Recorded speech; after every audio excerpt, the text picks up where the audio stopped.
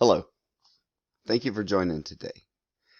My name is Bobby Smith, and this is my RSA project for TCH 115 Thinking Strategies at the University of Advancing Technology. In this brief slideshow, we'll go over the process I used to accomplish the assignment. I chose to do a 3D modeling for my RSA. I've never done it before. I will be having some of these classes later down the road for my degree. So I wanted to pick something that correlated with my future endeavors. So I'd never done it before. It was a little daunting in the beginning, but I picked this and I feel that I was pretty successful with it. Now, am I going to have anybody beating down my doors at this point? No, not yet, but I'm very confident in what I accomplished in just a 20-hour learning block. At times I felt like I'm not going to get through this, but about the 10th hour in, I started getting the grasp of everything easier. For anything like this, it requires critical thinking as far as what tools am I going to use? How do I orientate this to where it looks authentic? I did a bust of an alien, so I had to mix actual anatomy for the muscles and the body, but then I also had to throw in a little creative saying, okay, this is what can I get away with an alien, which seemed pretty easy at first. Oh, it's an alien, this worked. But as I started developing the piece, I realized that each shape, each pull of the clay, each cut line had to be able to visibly and physically translate to something that could be real. So I used a little bit of creative thinking and a lot of critical thinking. There's so many tool sets, and each tool you use can be modified in 4 or 5 different manners, from size to depth, the brush stroke on it. It's pretty in depth, honestly. So like I said, the first 10 hours I was like, this is too much, maybe I need to scrap this. But I stuck with it and was really surprised that within a 20-hour period I could learn so much. And again, I accomplished the goal. I used critical thinking, creative thinking to come up with the project.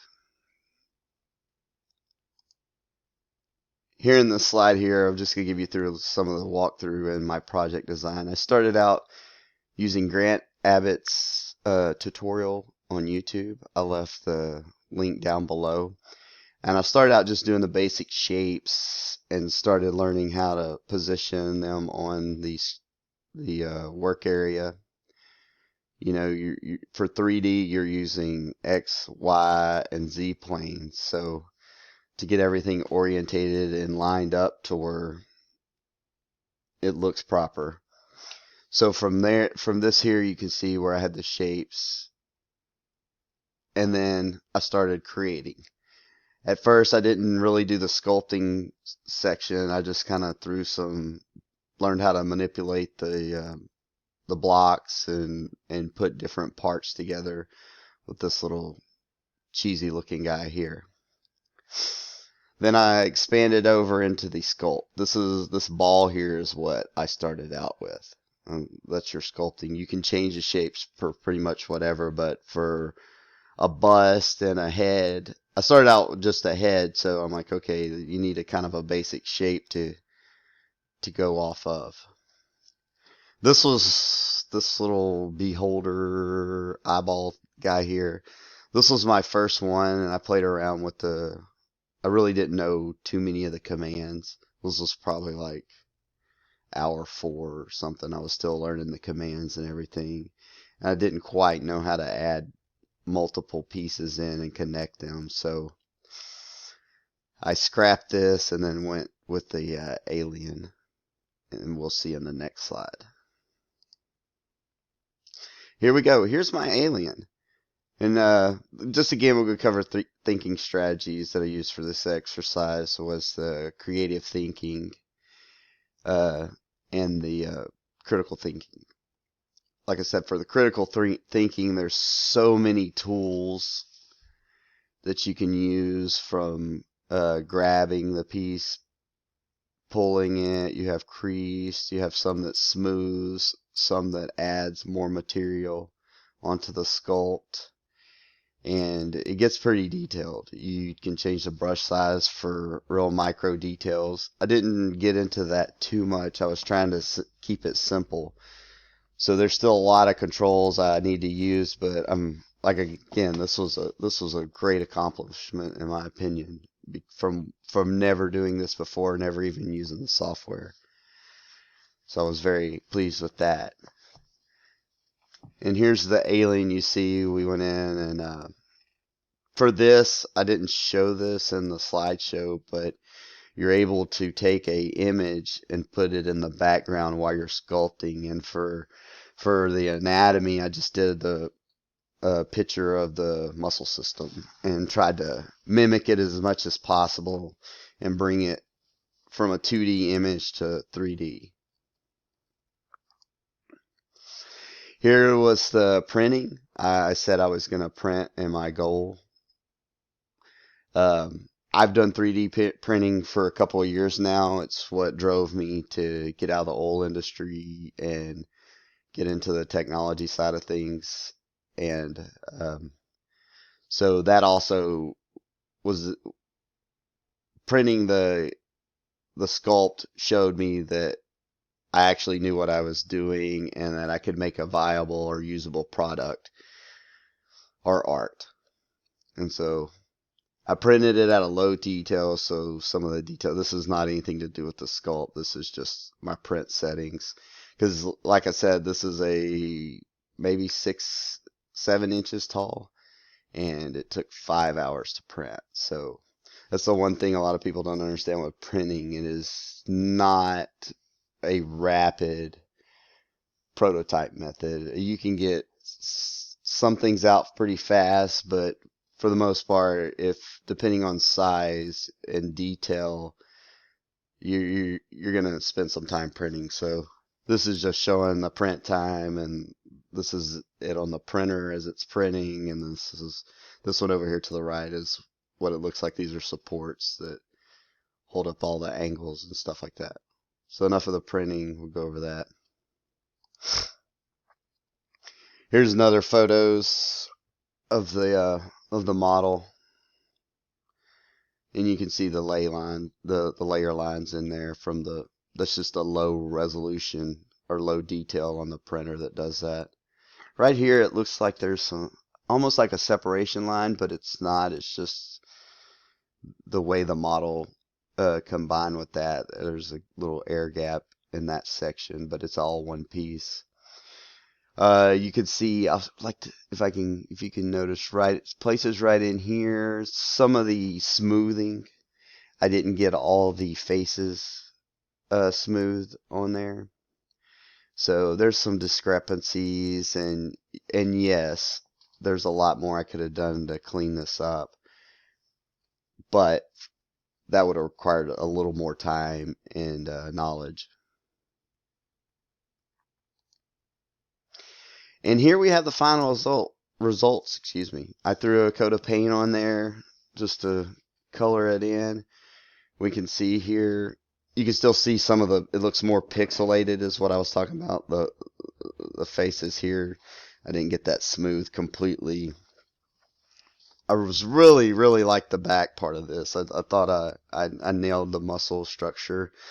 There was some more I could do. Like again, I ran out of time. 20 hours to learn all the tools, things, and I will say I had a complete head done.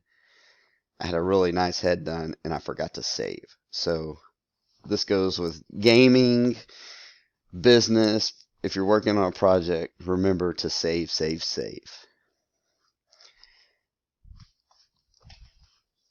And I think I covered everything. I'm going over my Kubrick right now to ensure I hit all my points. So, just to review, I did complete my project. I thought I did a pretty decent job. I'm a pretty harsh critic. There's a lot of stuff I could have focused on to do better and save a little time with some different methods that I picked up towards the end. In the beginning it was like tripping over my shoelaces, and then towards hour 5 to or 15 to 20, excuse me, it just seemed like everything was easier. It's like I did that last block, I come back on, I hit the timer, and everything just worked a lot smoother. I knew where the tools were. I knew what I needed to do to get the shapes. So, all in all, the project was a huge success for me. And I hope you enjoyed this presentation. Here we go, the references. Like I said, I used Greg Abbott. He is a YouTuber. He has it's a free how-to. He goes from beginner. He starts you off with the basics, learning the tools, lighting, shading, and then he works all the way into sculpting he does animation. So this guy's page is really good for anybody interested in doing that. Lex Friedman's one of my favorite scientists to follow. He does AI, and he also does podcasting. So he's on Joe Rogan a lot. A lot of famous podcasters talk to him. He's pretty smart guy as far as AI and stuff like that.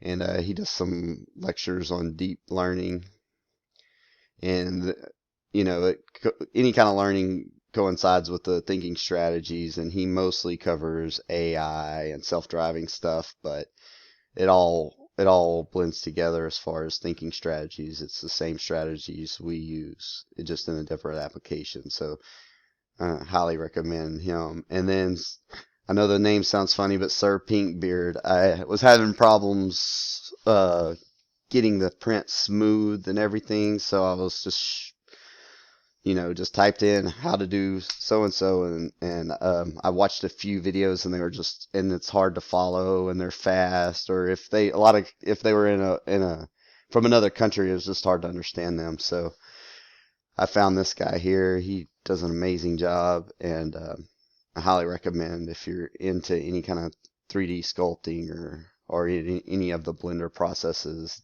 This gentleman here and this gentleman here are amazing. And that ends it. I hope I covered everything. If there's any questions, please contact me. And I hope everybody has a great day, and I hope you enjoyed my presentation. Thank you so much for this opportunity.